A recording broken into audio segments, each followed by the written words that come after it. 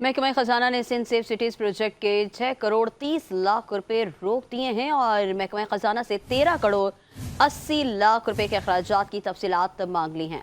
महकमा खजाना ने महकमा दाखिला को खत लिख दिया है। इस बारे में मजीद तफसीलात जानते हमारे नुमाइंदे शकील नाइज से। शकील नाइज, तफसीलात से आगाह कीजिएगा।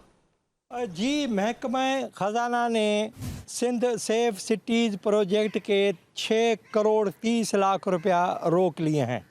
महकमा ख़जाना ने महकमा दाखिला को एक ख़त लिखा है जिसमें कहा है कि गुज़श्ता माली साल 2023 और 24 में 13 करोड़ 80 लाख रुपया जारी किए गए थे ताकि नई गाड़ियां ख़रीदी जा सके, लेकिन अब तक महकमा दाखिला की जानिब से उन गाड़ियों की ख़रीदारी के दस्तावेज़ात महकमा ख़जाना को फ़राहम नहीं किए गए, जिसकी वजह से महकमा ख़जाना अभी तक परेशान है कि यह रकम खर्च हुई है या नहीं हुए।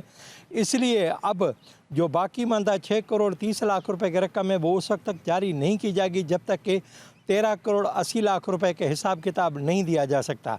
इस ख़त में यह भी कहा गया है कि सिंध काबीना की मंजूरी से वो रकम जारी की गई थी, सिंध काबीना की मंजूरी से हिसाब किताब मांगा जा रहा है और सिंध काबीना की मंजूरी से ही 6 करोड़ 30 लाख रुपए जारी किए जाएंगे।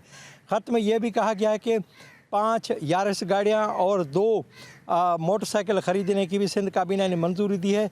इसलिए सबसे पहले 13 करोड़ 80 लाख रुपए का हिसाब फराहम किया जाए ताकि बाकी मानदा जो रकम है वो जारी की जा सके। जी।